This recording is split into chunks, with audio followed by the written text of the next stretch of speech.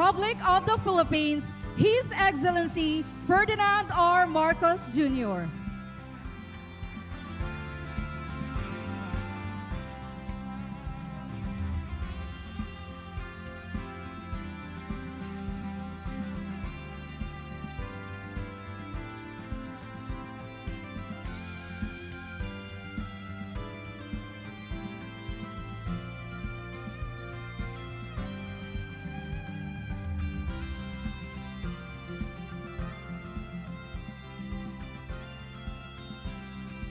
The President is being briefed by NIA Administrator Eduardo Guillen on the 20 solar-powered pump irrigation projects that were formally turned over to the identified farmer beneficiaries earlier. The SPIP is part of NIA's establishment of groundwater pump irrigation project, which aims to boost agricultural productivity in remote or drought-prone areas with limited or lacking power supply.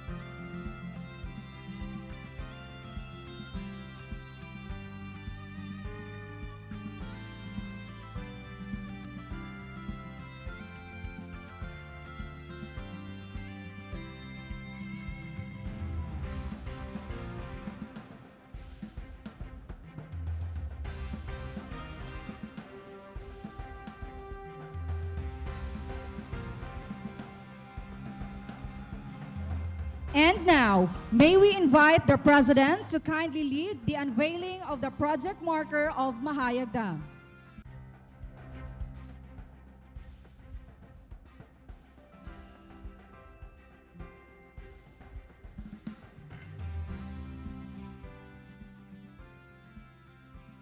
Ready, Mr. President? At the count of three. 1, 2, 3.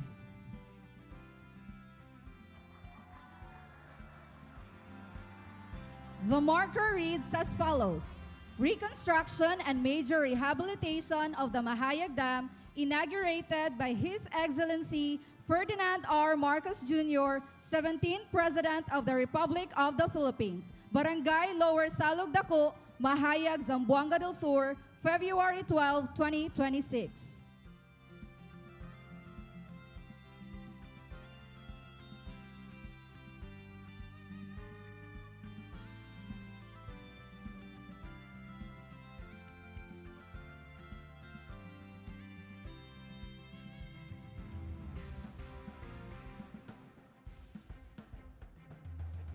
Thank you, Mr. President, and congratulations to the National Irrigation Administration, Office of Civil Defense, and the National Disaster Risk Reduction and Management. To gain a deeper appreciation of the project, may we invite the President, together with our party, for a tour of the Mahayag Dam to observe its features and to learn how the facility provides irrigation to the nearby rice fields in the municipality.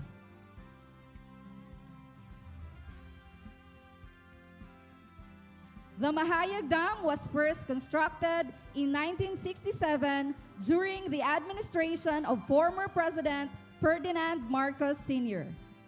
It has a service area of 4,438 hectares and is the main diversion structure of the Salog River irrigation system in Zamboanga del Sur. Its covered areas are the municipalities of Mahayag, Suminot, Ramon Magsaysay, and Malave, Zamboanga del Sur. Due to severe flooding incidents along the Salog River in 2022 and 2023, structures of the dam were damaged. It also caused minor displacement of concrete blocks and riverbank erosion.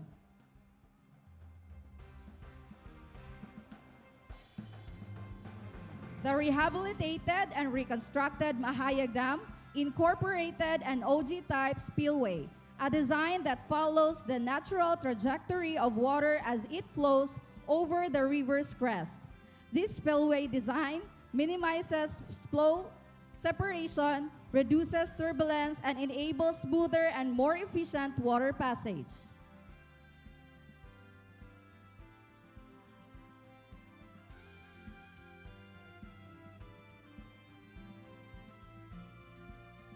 The total length of the OG-type spillway being constructed in the dam is 83 meters with a height of 2.05 meters. This rehabilitated Mahayag Dam also includes the construction of sluice gates on both sides of the dam to control and better manage the release of water.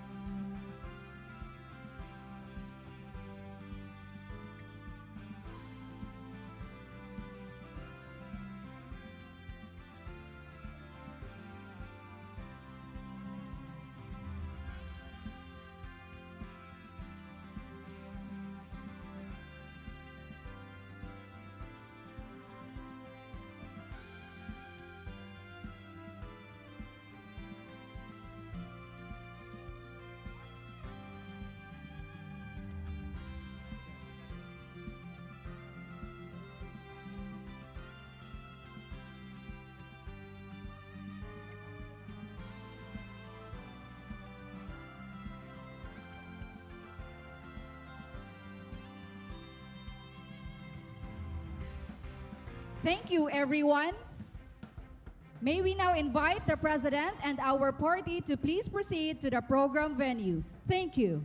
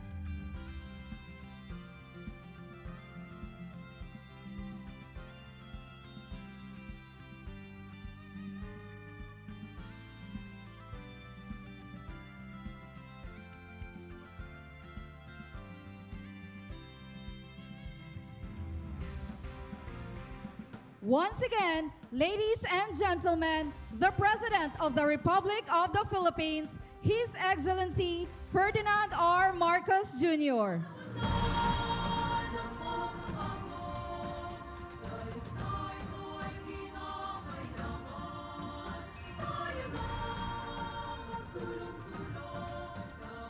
We may now be seated. Good morning. We are gathered here today for the inauguration of the Mahayag Dam project. To formally begin our program, may we call on the NIA Administrator, Engineer Eduardo Guillen, to deliver his welcome remarks.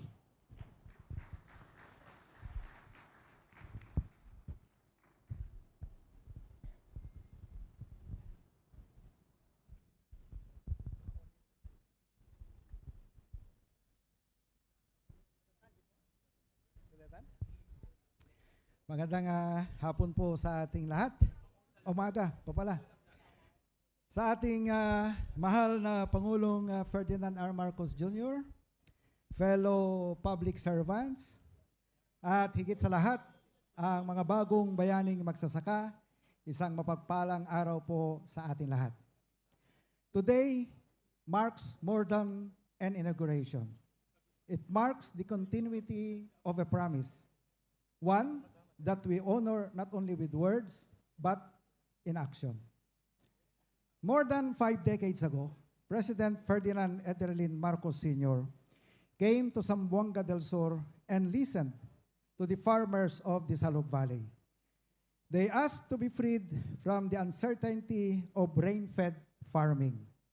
They asked for dignity through water security. From that call, the Mahayag Dam was born, the heart of the Salog River irrigation system, the largest national irrigation system in Zamboanga Peninsula.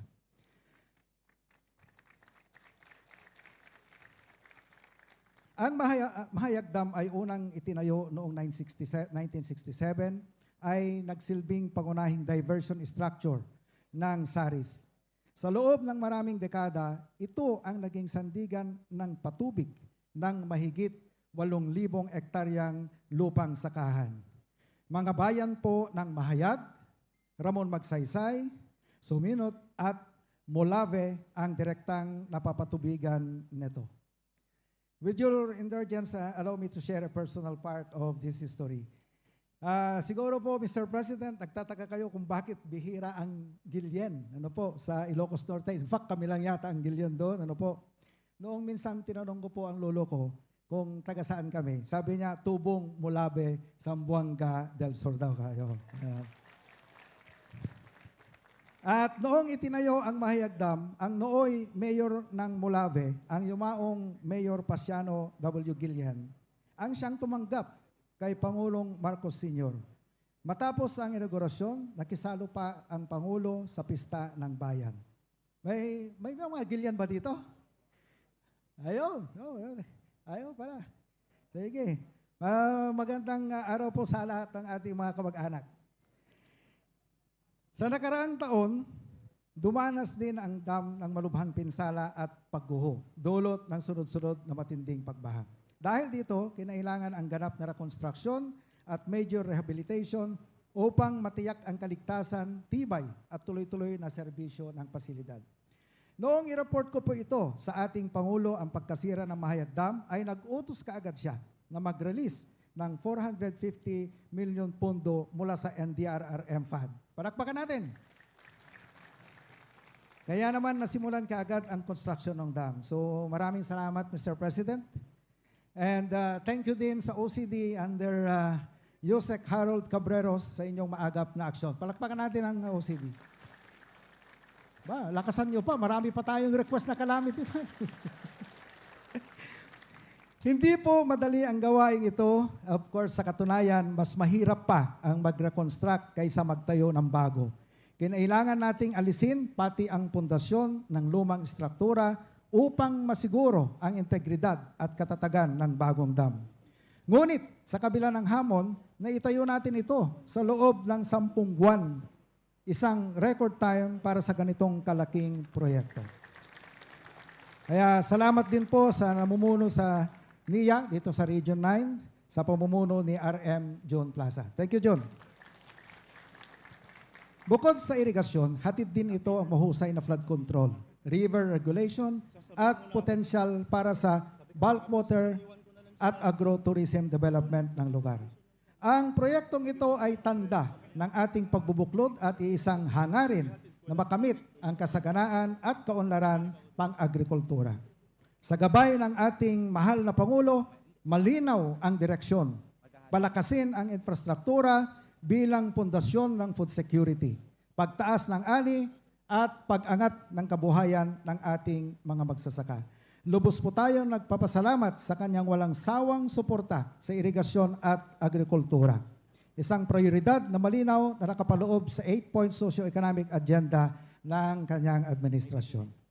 Bukod sa Mahayag Dam, patuloy din na isinusulong ng NIA ang solar-powered pump irrigation projects o yung mga SPIPs na gumagamit ng renewable energy para mas episyente at maasahang patubig. Sa rehiyon ito, mayroon po tayong 20 projects na naitayo at may pinapakinabangan po ng 545 natin magsasaka at meron po siyang na-generate na 616 hectares. Kasama ang Mahayag Dam, pinatitibay nito ang food security.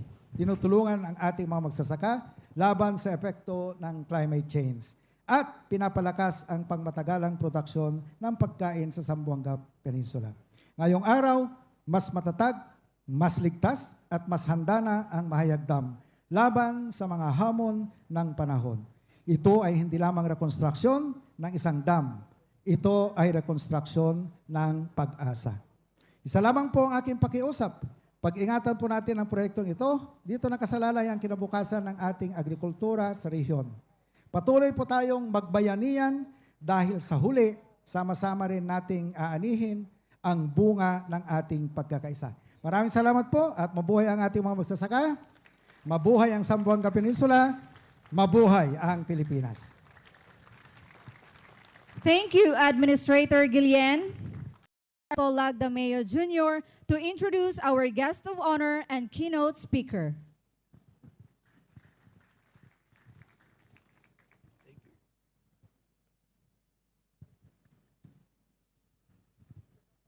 Ladies and gentlemen, the President of the Republic of the Philippines, His Excellency Ferdinand R. Marcos Jr.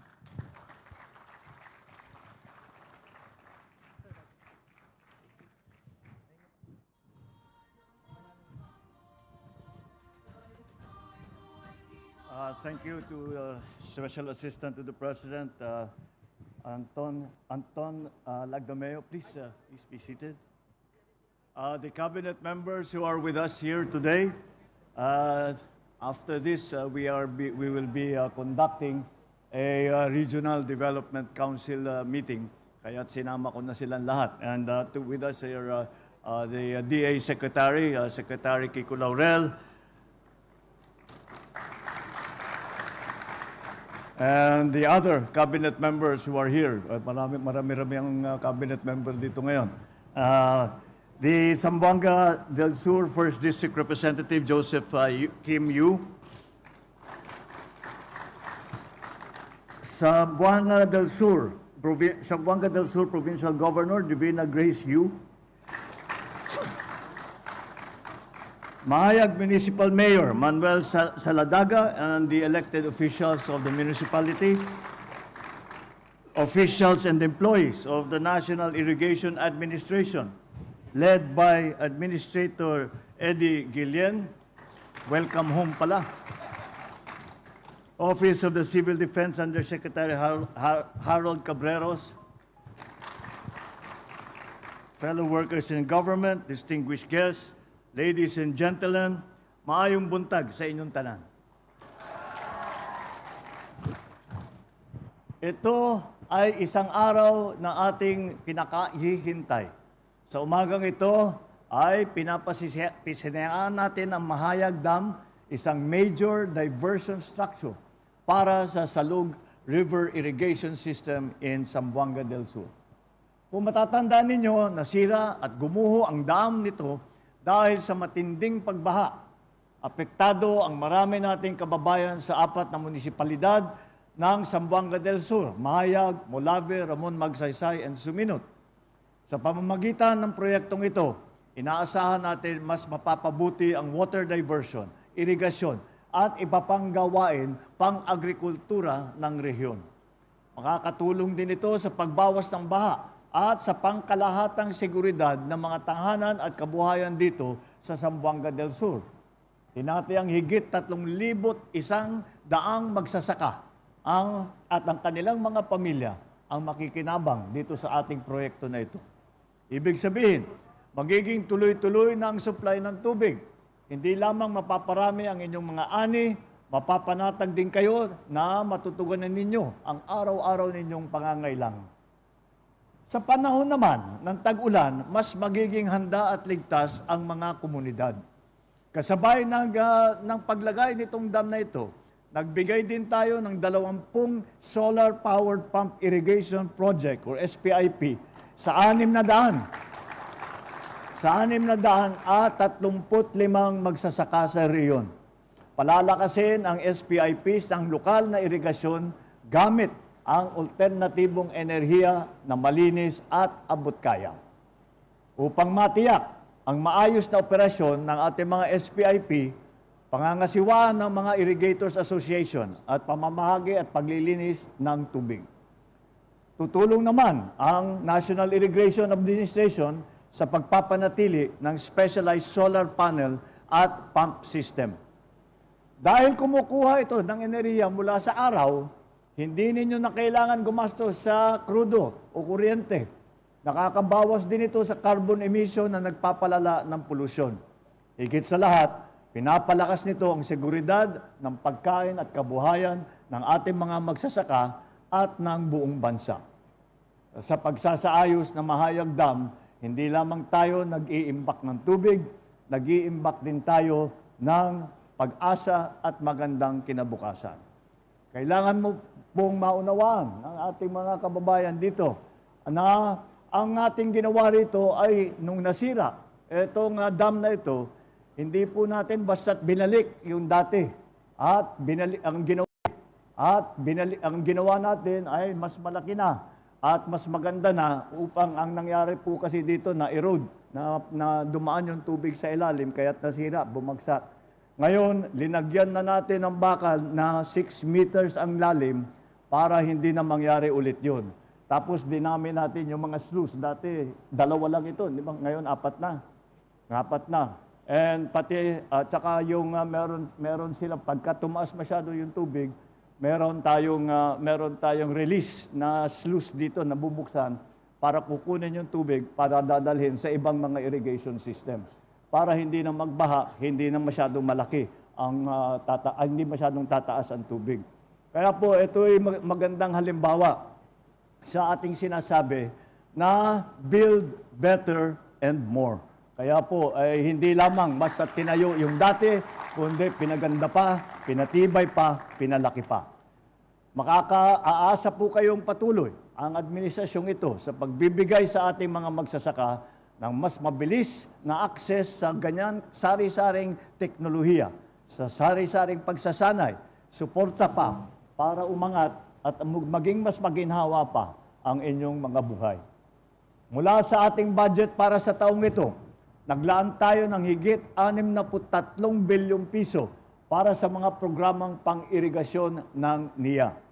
Halos 300 bilyong piso naman. Halos 300 bilyong piso naman ang ating inilaan ng pondo sa mga programa at proyekto para sa sektor ng agrikultura. Ibig sabihin ay mas maraming infrastruktura at modernong makinarya para sa ating mga masisipag na magsasaka na inaasahan hindi lamang ng Zamboanga Peninsula kung hindi ng buong Pilipinas para sa ating tinatawag na food supply. At kailangan maramdaman ng ating mga magsasaka ang ating pagsasalamat sa sakripisyo nila upang ipakain lahat ng mga Pilipino. Mula naman sa budget ng Department of Agriculture, higit 33 bilyong piso ang ating inilaan sa pagpapagawa ng pagsasaayos ng farm-to-market road para sa taong ito. Tinatayang nasa 370 milyong piso pa naman ang ating inilalaan para sa farm-to-market roads dito sa Zamboanga del Sur. Kasabay pa nito, 31 milyong piso sa ating mga small-scale irrigation project. Prioridad natin ang mga probinsyang umaani ng bigas, mais, mga high-value crop, at mga lugar kung saan marami ang magsasaka ay rehistrado sa ilalim ng Registry System for Basic Sectors for Agriculture. Higit sa lahat, tinututukan natin ang mga rehiyon kung saan marami sa mga magsasaka ang higit na nangangailangan. Kaisa ng DA, Department of Agriculture, at saka ng NIA, layunin natin na tiyakin ang seguridad sa pagkain at sa kabuhayan sa buong bansa. Hangad din natin na mas mapadali ang pagbebenta ninyo ng mga ani at tumaas ang inyong kita sa tulong ng ating mga iba't ibang programa. Naniniwala po kami, isa ang irigasyon sa pundasyon ng mas masaganang ani at mas matatag na ekonomiya. Sa ating mga magsasaka, maraming salamat po sa inyong pagsisikap upang magkaroon ng pagkain ng hapagkainan ng bawat pamilyang Pilipino. Sulitin ninyo ang pagkakataong ito upang mapagaan ang inyong trabaho. Gamitin ninyo ang mga bagong makinarya, teknolohiya at kaalaman upang mapataas ang inyong kita at mabigyan ng mas magandang kinabukasan ang inyong sarili at ang inyong pamilya. Naway magsilbi rin kayong inspirasyon sa ating mga kabataan na nangangarap paunlarin ang agrikultura at maglingkod sa ating bayan. Dahil sa bagong Pilipinas, ang bawat magsasaka ay makakatanggap ng angkop na suporta tungo sa masasaganang ani, matatag na kabuhayan at maunlad na kinabukasan. Maraming salamat po. Mabuhay kayong lahat. Mabuhay ang bagong Pilipinas. Thank you, Mr. President.